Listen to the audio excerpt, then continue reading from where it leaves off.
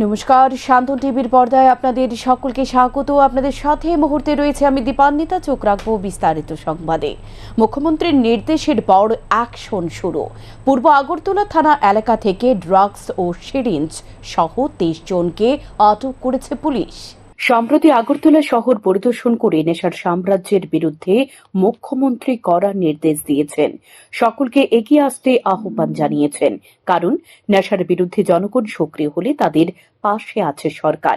মুখ্যমন্ত্রীর এ বার্তার পর নড়েচড়ে বসল পুলিশ প্রশাসন। শুক্রবার নেশা বিরোধী অভিযান করা হয় পূর্ব আগরতলা থানা এলাকায়।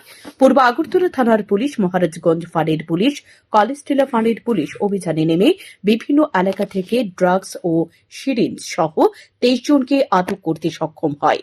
তাদের আটক করে থানায় নিয়ে আসে। থানার ওসি জানায়, নেশার বিরুদ্ধে উপযুক্ত ব্যবস্থা নিতে উদ্যোগ নেওয়া হবে। তাদের মধ্যে কাউকে নেশা সামগ্রী বিক্রি করার সময় এবং আবার কাউকে সেবন করার সময় আটক করা হয়েছে। আজকের এই বিশেষ অভিযানে মোট 23 জন আটক হয়েছে। আজকে স্পেশাল অ্যান্টি ড্রাগ ক্যাম্পেইন আমাদের চলেছে আজকে আমাদের হায়ার অথরিটির নির্দেশক্রমে, এবং আমরা ইস্ট আগরতলা পিএস, কলেজ টেলা টিওপি এবং আমাদের মহারাজগঞ্জ বাজার টিওপি আমাদের অফিসাররা সক্রিয়ভাবে অংশগ্রহণ করে আজকে টোটাল ড্রাগ কনজিউমার এবং সঙ্গে কিছু কিছু যারা ইউজ করছে যে সে ড্রাগ সহ সিরিঞ্জ সহ মিলে টোটাল 23 জনকে আমরা আজকে ডিটেইন করেছি। আমরা অ্যান্টি ড্রাগ ক্যাম্পেইন আমরা জোরদার গতিতে চালাবো, যাতে কোনো অবস্থাতে কোনো ড্রাগ পেডলার বা ড্রাগ কনজিউমার যেখানে থাকে ওদের বিরুদ্ধে অ্যাকশন নেব। নেশার বিরুদ্ধে আগামী দিন এই বিশেষ অভিযান আরও বেশি জোরদার করা হবে বলে জানিয়েছেন তিনি। তবে যাদের আটক করা হয়েছে তাদের মধ্যে অনেকের শারীরিক এবং মানসিক অবস্থা অনেকটাই বিপর্যস্ত। সেটা নিয়ে প্রশাসন কি ব্যবস্থা গ্রহণ করে সেটা এখন দেখার বিষয়। বিশেষ করে তাদের মধ্যে কয়েকজনকে চিকিৎসার প্রয়োজন হতে পারে বলে ধারণা করছে অভিজ্ঞ মহল। তবে তারা শহরের মধ্যে অলি গলি এবং বিভিন্ন মোড়ে ঘুরে দীর্ঘদিন ধরে নেশা সামগ্রী বিক্রি এবং সেবন করে আসছে। পরিবারের লোকজনদের চরম উদাসীনতা রয়েছে বলে মনে করছে অভিজ্ঞ মহল। শান্তন টিভি। প্রধান শিক্ষিকাকে ঘুমে রেখে বিদ্যালয়ের সমস্ত গাছ কেটে সাফ করলেন কাউন্সিলর। চরম ক্ষোভ বাড়ছে ছাত্রছাত্রীদের মধ্যে। প্রধান শিক্ষিকার অনুমতি ছাড়াই বিদ্যালয়ের সমস্ত গাছ কেটে আত্মশ্রাদ্ধ করল রাষ্ট্রবাদী কাউন্সিলর দীপা ভৌমিক। চরম অরাজকতা বিলোনিয়া জেবি স্কুলে।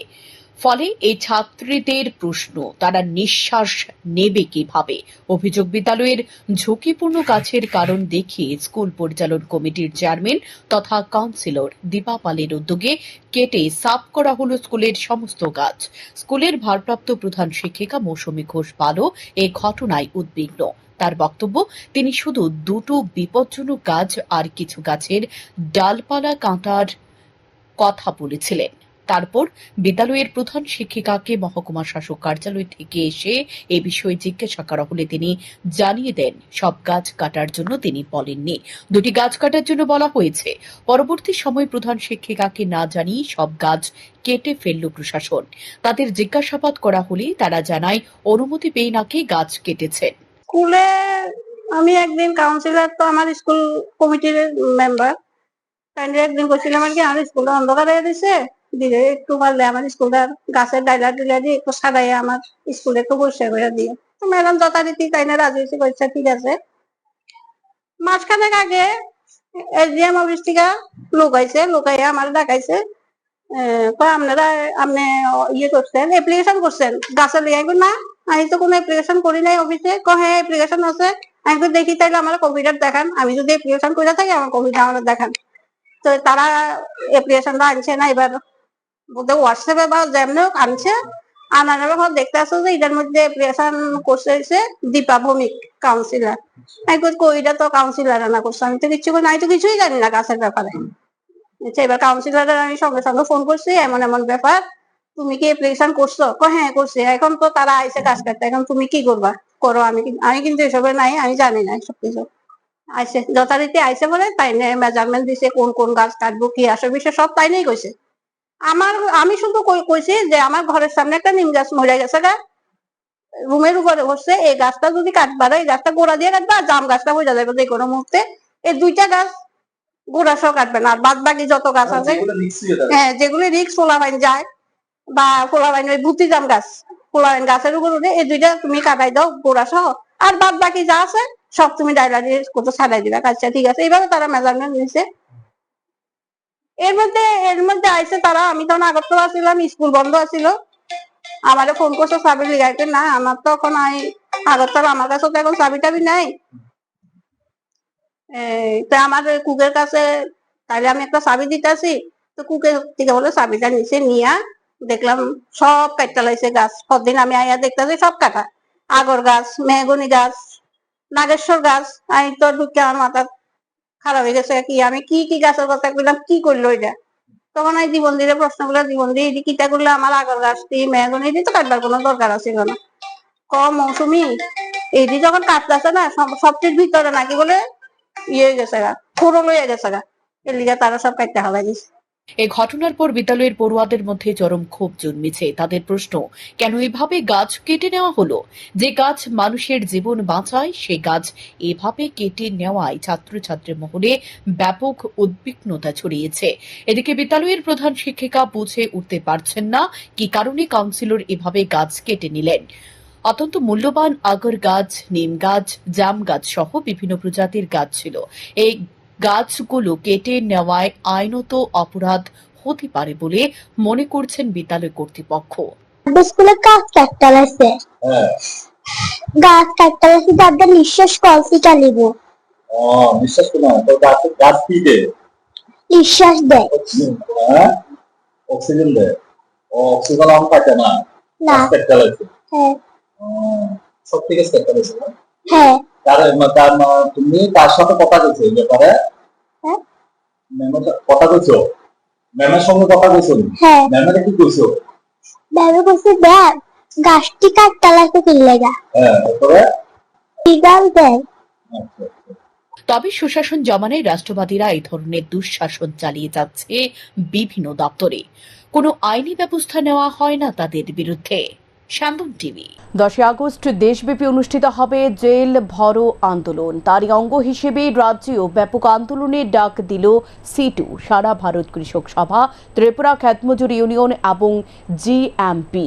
শুক্রবার সাংবাদিক সম্মেলন করে সিটুর রাজ্য সাধারণ সম্পাদক শঙ্কর প্রসাদ দত্ত জানায়, দেশ জুড়ে প্রায় 10 লক্ষ মানুষের অংশগ্রহণের লক্ষ্য নিয়ে জেল ভরো আন্দোলনের ডাক দেওয়া হয়েছে। 1942 সালের 9 আগস্ট ব্রিটিশ বিরোধী ঐতিহাসিক আন্দোলনের স্মৃতিকে সামনে রেখে প্রতি বছর 9 আগস্ট কর্মসূচি পালন করা হয়। তবে এবছর 9 আগস্ট রবিবার হওয়ায় 10 আগস্ট এই কর্মসূচি অনুষ্ঠিত হবে। কেন্দ্রীয়ভাবে ডাকা কর্মসূচিতে 10 লক্ষের অধিক মানুষ হবে বলেই ধারণা, কারণ দেশের শ্রমিকদের এবং বেকারদের কাজ নিয়ে সরকার কাজের প্রতিশ্রুতি দিয়ে প্রতিষ্ঠিত হয়েছিল, কিন্তু দিন দিন কাজের পরিমাণ বর্তমান সরকারের আমলে কমে যাচ্ছে। অথচ সরকার শ্রমিক স্বার্থের আইন বাতিল করে কর্পোরেটর স্বার্থে শ্রম কোড চালু করেছে। এতে শ্রমজীবী অংশের মানুষের অধিকার ক্ষুণ্ণ হয়েছে বলে জানান তিনি। সাংবাদিক সম্মেলনে শঙ্কর প্রসাদ দত্তর সাথে উপস্থিত ছিলেন সিটুর রাজ্য সভাপতি মানিক দে, কৃষক নেতা পবিত্র কর, শ্যামল দে এবং মধুসূদন দাস। কনভেনশন থেকে আওয়াজ উঠেছে, এখন আমরা সারা দেশে 42,000 টাকা মজুরি দেওয়ার দাবি করছি। অন্যদিকে কেন্দ্রীয় সরকার কি করছে, তারা মাথা পিছু প্রতিদিন 178 টাকা মজুরি নির্ধারণ করেছে, যেটা 30 দিন হিসেব করলে দাঁড়াবে 5,400 টাকার এদিক খেতে। তাহলে এই হচ্ছে কেন্দ্রীয় সরকারের ভূমিকা আমাদের দেশে, কিভাবে মালিকদের স্বার্থ রক্ষা করা যায় সেদিক থেকে আমাদের শ্রমজীবী মানুষের স্বার্থ রক্ষার জন্য এবং সমাজের অন্য সমস্ত অংশের মানুষের স্বার্থ রক্ষার প্রশ্ন এবং আমাদের ত্রিপুরা রাজ্যে মানুষের স্বার্থের সাথে যুক্ত 11টি দাবি নিয়ে আগামী 10 তারিখ রাজ্যের প্রতিটি মহকুমায় আমরা কর্মসূচি প্রতিপালন করব এবং পশ্চিম জেলায় আগরতলায় আমরা কর্মসূচি প্রতিপালন করব। 10ই আগস্ট আমাদের এই কর্মসূচি সম্পূর্ণ গণতান্ত্রিক পদ্ধতিতে আমরা শান্তিপূর্ণভাবে এই জেল ভরো কর্মসূচি প্রতিপালন করার জন্য আমরা উদ্যোগ গ্রহণ করেছি। নেশার করিডোর হয়ে উঠেছে সুনামুরা। বিভিন্ন সময় নেশা সামগ্রী আটক হলেও অদৃশ্য কারণে নেশাদ্রব্যের মালিক এবং পাচারকারী কেউই জালে উঠছে না। ফলে নেশা কারবারিদের গোপন বোঝাপড়া কার সাথে, প্রশ্ন আমজনতার। অ্যাসকপ সিরাপ গাঁজা সহ গন্ধহীন নেশাদ্রব্যের করিডোর হয়ে উঠেছে সোনামুড়া থানাধীন বিভিন্ন এলাকা। পুলিশকে ম্যানেজ করে চলছে নেশার রমরমা বাণিজ্য, অথচ পুলিশ কিছু সামগ্রী সামনে তুলে ধরে দাবি করছে বিএসএফ এর তৎপরতায় তারা বড়সড় সাফল্য অর্জন করেছে। কিন্তু প্রশ্ন বাদে, যেখানে পুলিশ কাউকে আটক করতে পারছে না সেখানে নাটক মঞ্চস্থ করে কেন ফটো সেশন করছে পুলিশ? এই প্রশ্ন সোনামুড়াবাসীর মধ্যে। বৃহস্পতিবার রাতে সোনামুড়া থানাধীন ইউএনসি নগর সীমান্ত এলাকা ফকিরার দোলায় ৪৪ কেজি ৫ গ্রাম শুকনো গাঁজা আটক করেছে বিএসএফ এর ৮১ নং ব্যাটালিয়নের জওয়ানরা। এই অপারেশনে পুলিশ সহযোগিতা করেছে, যার কালোবাজারে মূল্য প্রায় ৮,৯০,০০০ টাকা হতে পারে বলে সোনামুড়া থানার ওসির ধারণা। সংবাদ মাধ্যমের মুখোমুখি হয়ে থানার ওসি জানিয়েছেন, কাউকে আটক করা যায়নি, তবে পুলিশ তদন্ত করছে এই গাঁজার মালিককে। প্রাথমিক ধারণা, বাংলাদেশ পাচার করার জন্য গাঁজাগুলো মজুত রাখা হয়েছিল বলে ধারণা করছে থানার ওসি। আমাদের সোনামুড়া থানার অন্তর্গত যে ইউএনসি নগর, বাতাদুলা এবং ফকিরাদুলা বর্ডার রুট আছে, এখানে পেট্রোলিং করার সময় হিউজ কোয়ান্টিটি ড্রাই গাঁজার প্যাকেট উদ্ধার করা হয়, যেগুলি জঙ্গলের মধ্যে লুকানো অবস্থা ছিল। এবং যারা স্মাগলাররা আছেন, এগুলি বাংলাদেশে পাচারের উদ্দেশ্যে এখানে রাখা ছিল বলে অনুমান করা হচ্ছে। আর এগুলি যে ওজন করলে দেখা গেল সবগুলির ওজন ৪৪ কেজি ৫০০ গ্রাম। আর এগুলির যে destination market, black market value আনুমানিক ৮,৯০,০০০ টাকার মতো হবে। তো এটা যে অপারেশন, এটাতে লিড করেছে আমাদের যে ইউএনসি নগর এবং বাতাদুলা বিউপির বিএসএফ আছেন, ওনারা লিড করেছেন 81 ব্যাটালিয়ন বিএসএফ। তো এ নিয়ে আমাদের সোনামুড়া থানাতে একটা ইনকোয়ারি স্টার্ট করি যে এগুলির যে গাঁজাগুলো আছে এগুলি প্রকৃত মালিককে এবং এগুলির সঙ্গে কারা যুক্ত আছেন। তো এগুলির সঙ্গে যারাই আমরা যুক্ত থাকার প্রমাণ পাওয়া যাবে, আমরা অবশ্যই তাদের এগেইনস্টে লফুল অ্যাকশন নেব।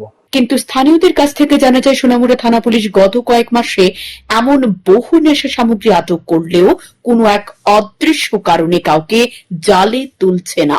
এর পেছনে মূল রহস্য কি, সেটা তদন্ত হওয়া প্রয়োজন। শান্তন TV. Yashoda hospital hitech city unit surgical oncology বিভাগের consultant robotic surgeon doctor Venkat রিভু কল্লির যোগদান ঘোষণা করা হয় শুক্রবার। রোবোটিক অঙ্কোলজিতে ১৬ বছরেরও বেশি অভিজ্ঞতা এবং বিশেষায়িত আন্তর্জাতিক প্রশিক্ষণের মাধ্যমে ডক্টর কল্লি বিভিন্ন ধরনের ক্যান্সারের জন্য উন্নত ন্যূনতম আক্রান্তক অস্ত্রোপচারের সমাধান প্রদান করেন। শুক্রবার সাংবাদিক সম্মেলন করে একথা জানান হাসপাতালের দায়িত্বপ্রাপ্ত কর্মীরা। তারা আরও অভিমত ব্যক্ত করেন, বলেন ডক্টর ভেঙ্কট রিভু কল্লির যোগদানে রোগীরা বড় উপকৃত হবে। অত্যন্ত যত্ন সহকারে পরিষেবা প্রদান করা হবে বলে জানান এদিন। अगरतला, मैं डॉक्टर वेंकट रिंदु कोल्ली हूँ। मैं Hyderabad Yashoda hi tech city unit से surgical and robotic oncology surgeon हूँ। तो मैं यहाँ पे एवरी मंथ विजिट करने वाला हूँ ताकि सब cancer cases, thyroid, breast, colorectal, abdominal cancers, kidney cancers, ये सब देख के जांच करके क्या ट्रीटमेंट चाहिए वो और सर्जरीज सब सजेस्ट करने वाला हूँ। और most advanced robotic surgeries and most advanced medical and radiation oncology Yashoda hi tech City में अवेलेबल है। तो आप सब लोग जब भी मैं यहाँ पे अवेलेबल हूँ, लोकल नंबर से कांटेक्ट कीजिए और हॉस्पिटल आके जो भी डाउट है, जो भी आपके ये घर में या कोई नॉन पीपल जो भी है, आप प्लीज़ आइए। और मैं 2 टाइम गिनीज वर्ल्ड रिकॉर्ड भी होल्डर भी हूँ सर्वाइकल स्क्रीनिंग और ब्रेस्ट कैंसर स्क्रीनिंग में। तो all mails females of all age groups आप आके कंसल्ट कीजिए। कैंसर का वैक्सीन जो है 8 साल से लेके 40 इयर्स तक दे सकते हैं, उसके बाद काम नहीं करेगा। वो 8 इयर्स से 40 इयर्स तक वो दे सकते हैं। और जिसके घर में कैंसर्स है उसके घर में जेनेटिक टेस्टिंग भी करा जाता है, ताकि अगर कोई कैंसर होने की संभावना है तो ज़्यादा केयर ले सकते हो और लाइफस्टाइल चेंजेस कर सकते हो और प्रिवेंटिव वैक्सीनेशन भी ले सकते हो। স্বামী নিখোঁজ, স্ত্রীর সন্দেহ অন্য মহিলার সঙ্গে পালিয়ে গেছে তার স্বামী। 7 বছরের শিশু কন্যাকে নিয়ে প্রশাসনের সহযোগিতার দাবি করল সাবরুম মহকুমার কলাছড়া এলাকার 14 দেবতাপাড়ার বাসিন্দা গৃহবধূ রুমা দাস। সাবরুম মহকুমার কলাছড়া এলাকার 14 দেবতাপাড়ার বাসিন্দা গৃহবধূ রুমা দাস তাঁর 7 বছরের কন্যা সন্তানকে নিয়ে চরম অনিশ্চয়তা ও অসহায় অবস্থার মধ্য দিয়ে দিন কাটছে। স্বামী নিখোঁজ হয়ে যাওয়ার পর তিনি আইনি দ্বারস্থ হয়েছেন, প্রশাসনের কাছে প্রয়োজনীয় সহায়তার আবেদন জানিয়েছেন, কিন্তু স্বামীকে খুঁজে পাচ্ছেন না। পরিবার সূত্রে জানা যায়, প্রায় 10 বছর আগে কলাছড়া 14 দেবতাপাড়ার বাসিন্দা মৃত নবদ্বীপ দাসের ছেলে স্বপন দাসের সঙ্গে সাবরুমের দমদমা এলাকার ভুবনেশ্বর দাসের মেয়ে রুমা দাসের বিবাহ হয়। বিয়ের পর কয়েক বছর তাদের সংসার স্বাভাবিকভাবে চললেও গত 2 থেকে 3 বছর ধরে দাম্পত্য জীবনে অশান্তি শুরু হয়। তাদের সংসারে বর্তমানে 7 বছরের একটি কন্যা সন্তান রয়েছে। রুমা জানান, গত 2 থেকে 3 বছর ধরে তার স্বামী স্বপন দাস অন্য এক মহিলার সঙ্গে সম্পর্কে জড়িয়ে পড়েন। এ বিষয়টি নিয়ে প্রায়ই তাদের মধ্যে পারিবারিক কলহ লেগে থাকত। গত বৃহস্পতিবার স্বপন দাস বাড়ি থেকে বের হওয়ার পর আর ফিরে আসেনি। আত্মীয় স্বজন ও পরিচিতদের মধ্যে বিভিন্ন জায়গায় খোঁজাখুঁজি করেও তার কোনো সন্ধান পাওয়া যায়নি। তিনি আরও জানান, সে মহিলা বিভিন্ন সময় তাঁকে হুমকিও দিয়েছিল তার স্বামীকে আটকে রাখতে পারবে না। এমনকি পালিয়ে যাওয়ার কিছুদিন আগে তার স্বামীর কাছ থেকে প্রচুর মোবাইল ফোনের সিম উদ্ধার হয়েছিল। এরপর বাধ্য হয়ে তিনি থানায় অভিযোগ দায়ের করেন, আইনের আশ্রয় নিয়েছেন। বিগত বৃহস্পতিবার থেকে আমার স্বামী পুরা নিখোঁজ। আমি অনেক কিছু খোঁজাখুঁজি পরে তার বিভিন্ন রকমের সিম আছে, আমি খুঁজে পাইছি না। এরপরে হের আগেও একবার গেছিল গা, ফাঁকি দিয়ে আমার শ্বশুর মারা গেছে, বাড়িতে আইছে, ওখান আবার গেছে গা। বিগত আজকাল 3 বছর ধরে একটা মহিলার সঙ্গে হের রিলেশন। ইডার লাগে আমারে অনেক ধরনের মারধর করে, অনেক টর্চার করে, ঠিকমতো সংসারের খরচ জানে না, সারাক্ষণই মহিলার পিছনে পিছনে থাকে। আমি কইলে হেরে বিয়ে করবো এরম করে করে। হ্যাঁ, বিগত আজকে বৃহস্পতিবার বাদ থেকে নিখোঁজ। আমি খুঁজে পাইতেছি না, আপনারা সবাই আমার সাহায্য করেন। আমার এখন সন্দেহজনক আমি এই মহিলার সঙ্গে হয়ে গেছে। আপনারা যদি আমার সাহায্য করেন, আমার মেয়ের জীবনটা বাঁচে। আমার মেয়ের বয়স 7 বছর, আমার কোনো খরচ দিতে আছে না। আমার ছেলে যখন বাড়ি থেকে গেছে গা, আমার শাশুড়িও বাড়ি থেকে গেছে গা, আমার এখন কোনো খারাপ খরচ দিতে আছে না তারা। আমি এখন আমার মেয়ে লয়ে খুব অসহায় অবস্থা আছি। আপনারা কেউ যদি তারা দেখি থাকেন, আমার নাম্বার দেওয়া থাকবো ওখানে, এই নাম্বারে যোগাযোগ করে আমার খবর দিবেন। এই অসভ্য লোকেরা যেখানে দেখেন আপনারা আমার খবর দিবেন, আমি সঙ্গে সঙ্গে থানা জানাবো। আপনার নাম কি? রুমা দাস। সঙ্গে আমি কথাও কইছি, ওই মহিলা কইছে যে আমার কিচ্ছু করার নাই, আপনার স্বামীরা আপনি কেন আটকে রাখতে পারছেন না। তো আমার সন্দেহজনক, মানে তারা দুজন যদিও না যায় একসঙ্গে আছে, তারা এখনো পর্যন্ত রিলেশনে আছে। আমার স্বামীর মোবাইল আছে, আমার দেখা না, লুকাইয়ে লুকাইয়ে রাখে, অনেকটি সিম ব্যবহার করে যার সম্বন্ধে আমি কিছুই জানি না। এরপরে একদিন রাত্রেবেলা ঘুমাইছে, পরে আমি মোবাইলে সিমটি সবটি খুঁজে পাইছি। তিনি আরও অভিযোগ করেন, তাঁর সন্দেহ স্বামী ওই মহিলাকে নিয়ে কোথাও চলে গেছেন। বর্তমানে ছোট মেয়েকে নিয়ে তিনি চরম অসহায় অবস্থায় দিন কাটাচ্ছেন। শান্তন টিভি। উচ্চশিক্ষা দপ্তরের অধিকর্তার নিকট ডেপুটেশন প্রদান করল প্রদেশ NSUI। শুক্রবার প্রদেশ NSUI-র এক প্রতিনিধি দল উচ্চশিক্ষা দপ্তরের অধিকর্তার কার্যালয়ে গিয়ে দপ্তরের অধিকর্তার নিকট ডেপুটেশন প্রদান করে।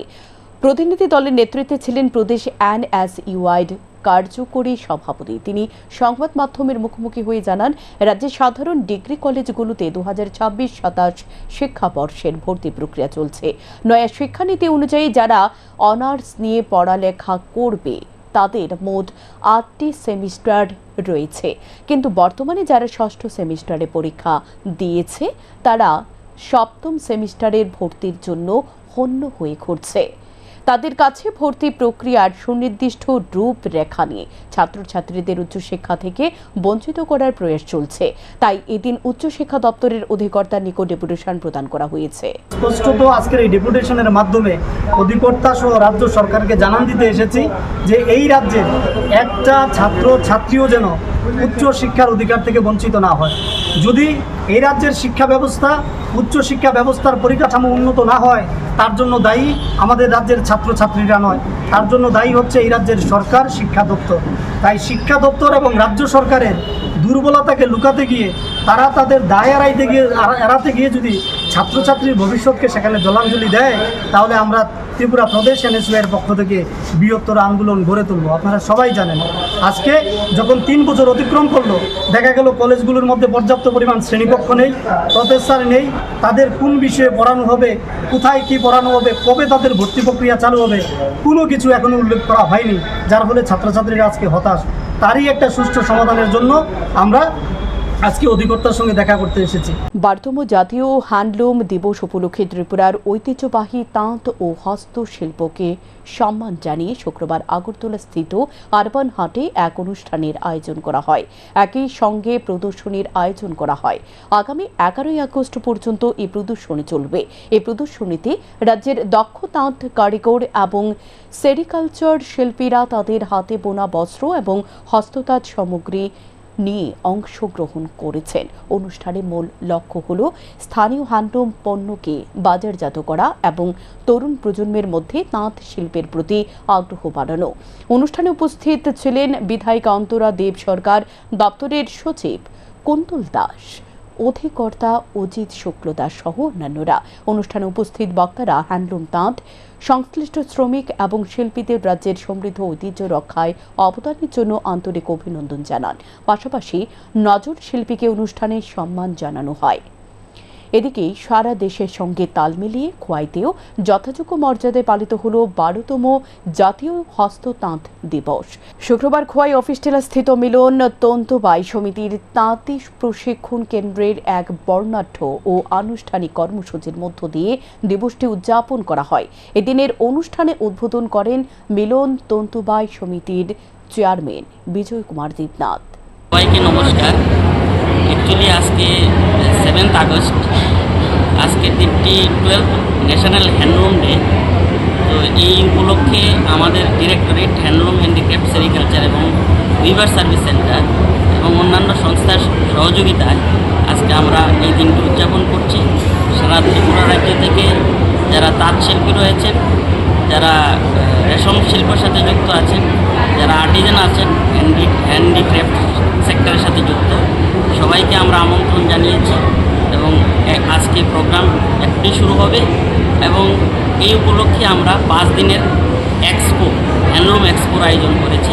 সরকার যে আপনাদের জন্য নিরন্তর কাজ করার চেষ্টা করছেন, আমাদের দপ্তর যে নিরন্তর কাজ করার চেষ্টা করছেন, তার সুফল কিন্তু আমরা পাব না। প্রশিক্ষণ দ্বারা বিশেষ করে যারা মায়েরা উপস্থিত রয়েছেন, আমার বোনেরা উপস্থিত রয়েছেন, আমি দপ্তরের পক্ষ থেকে আপনাদেরকে বিনীত আবেদন করতে চাই, যেহেতু আমাদের ভারতবর্ষের প্রধানমন্ত্রী, এই রাজ্যের যিনি আমাদের মুখ্যমন্ত্রী রয়েছেন, তাদের অবদানে, দপ্তরের অবদানে যে সুযোগ আপনার কাজ করার সুযোগ করে দিয়েছেন, সেই সুযোগ আপনারা ব্যবহার করবেন এবং দপ্তরের যে সুনাম, দপ্তরের যে সিস্টেম, নিয়ম নীতির মাধ্যমে আপনারা কাজ করে যাবেন। রাজ্য স্তরের চাকমা ভাষা ও লিপি দিবস উপলক্ষে রাজধানীতে বর্ণাঢ্য মিছিল। চাকমা ভাষা ও লিপির সংরক্ষণ, প্রসার এবং নতুন প্রজন্মের মধ্যে মাতৃভাষার গুরুত্ব তুলে ধরতে শুক্রবার আগরতলায় প্রথমবারের মতো রাজ্যস্তরের চাকমা ভাষা ও লিপি দিবস উপলক্ষে এক বর্ণাঢ্য মিছিলের আয়োজন করা হয়। শহরের বিভিন্ন প্রান্ত থেকে শতাধিক ছাত্রছাত্রী, শিক্ষক, বিশিষ্টজন এবং চাকমা সম্প্রদায়ের সদস্যরা ঐতিহ্যবাহী পোশাকে মিছিলে অংশগ্রহণ করেন। মিছিলটি রাজধানীর স্বামী বিবেকানন্দ ময়দান থেকে শুরু হয়ে আগরতলা শহরের বিভিন্ন গুরুত্বপূর্ণ সড়ক পরিক্রমা করে রবীন্দ্র ভবনের সামনে গিয়ে শেষ হয়। উপস্থিত ছিলেন মন্ত্রী শান্তনা চাকমা, বিধায়ক শম্ভুলাল চাকমা সহ অন্যান্যরা। এক সাক্ষাৎকারে মন্ত্রী শান্তনা চাকমা জানান, রাজ্য স্তরের প্রথমবারের মতো চাকমা ভাষা ও লিপি দিবস পালন করা হচ্ছে। এদিনের মিছিলে চাকমা সম্প্রদায়ের বিভিন্ন পদাধিকারীরা অংশগ্রহণ করেন। চাকমা সম্প্রদায়ের রক্ষা করতে হলে চাকমা ভাষা সংস্কৃতিকে রক্ষা করতে হবে। নমস্কার সমগ্র ত্রিপুরাবাসীকে। আজকে আমরা স্টেট লেভেলে প্রথমবারের মতো আমরা Chakma language and script day পালন করছি। আজকের এই অনুষ্ঠানে উপস্থিত রয়েছেন আমাদের মাঝে আমাদের চাকমা সমাজের রাজ্য পরিষদের কারবারির উপস্থিত রয়েছেন আমাদের জনপ্রিয় এমএলএ শম্ভুলাল চাকমা মহাশয় থেকে শুরু করে এখানে অনেকেই আমাদের চাকমা সমাজের বিভিন্ন পদে যারা রয়েছেন এবং ছাত্র সংগঠন প্রত্যেকেই আমরা উপস্থিত হয়েছি যে আমরা চাই আমাদের অন্যান্য রাজ্যের পাশাপাশি আমাদের এই ত্রিপুরা রাজ্যেও আমরা যেহেতু বিভিন্ন জাতি গোষ্ঠী বসবাস করি সেই নিরিখে আমরাও এসসির মধ্যে জনজাতির মধ্যে আমরাও কিন্তু চাকমারাও একটা গুরুত্বপূর্ণ জাতি হিসেবে আমরা একটা জাতকে রক্ষা করতে হলে আমাদের সংস্কৃতি দরকার, আমাদের ভাষা দরকার, আমাদের স্ক্রিপ্ট দরকার। তার জন্য আজকে আমরা সকলে এখানে মিলিত হয়েছি, একটাই উদ্দেশ্য, আমরা সকলের সাথে এগিয়ে যেতে চাই। আমাদের চাকমা সমাজের মাধ্যমে আমাদের প্রত্যেকটা চাকমা স্টুডেন্ট যারা রয়েছেন, যারা সমাজের দায়িত্বে রয়েছেন, আমরা মিলিত হয়েছি। আমরা চাই অন্যান্যদের সাথে আমরাও এগিয়ে যেতে। এখনকার মতো সংবাদ এ পর্যন্তই। পরবর্তী যে কোনো আপডেট পেতে আপনারা চোখ রাখুন সান্দন টিভির পর্দায়। নমস্কার। আনন্দ সংবাদ, আনন্দ সংবাদ। স্বামী শিবানন্দ মহারাজ এখন আগরতলাতে। ভক্তদের অনুরোধে স্বামী শিবানন্দ সেবাশ্রমের আরও একটি শাখা ত্রিপুরা আগরতলাতে। উনি কোনো জ্যোতিষ বা তান্ত্রিক নন, সারা বিশ্বের একমাত্র আধ্যাত্মিক শক্তি সম্পন্ন সনাতনী ধর্মগুরু। যে কোনো সমস্যার সমাধানের একমাত্র চাবিকাঠি স্বামী শিবানন্দ সেবাশ্রমের কর্ণধার স্বামী শিবানন্দ মহারাজ। উনি কোনো হাত দেখা কিংবা গ্রহ বিচার করার বিশ্বাস করেন না। ওনার প্রতিকারও অন্যদের তুলনায় পুরোটাই আলাদা। আপনিও যদি কোনো সমস্যায় জর্জরিত হয়ে থাকেন, অনেক জায়গায় হয়তো ঠকেছেন, একবার ভরসা রেখে ওনার সাথে কথা বলুন, দেখবেন সমস্যার সমাধানের রাস্তা পেয়েছেন। 2রা ফেব্রুয়ারি থেকে স্বল্প সময়ের জন্য শিবানন্দ মহারাজ থাকবেন আগরতলায়। শুধু একবার বলুন, জয় মা কল্যাণেশ্বরেশ্বরী মায়ের জয়, জয় বাবা স্বামী শিবানন্দ মহারাজের জয়। ওনার সাথে দেখা করার সময় সকাল 10টা থেকে সন্ধে 6টা পর্যন্ত। ঠিকানা ত্রিপুরা আগরতলা, জয়নগর 6 নম্বর রাস্তা, আগন্তুক ক্লাবের গলি, আগরতলা পুলিশ হেডকোয়ার্টারের ঠিক পিছনে। যোগাযোগ নম্বর 8119032643 অথবা 8119032643।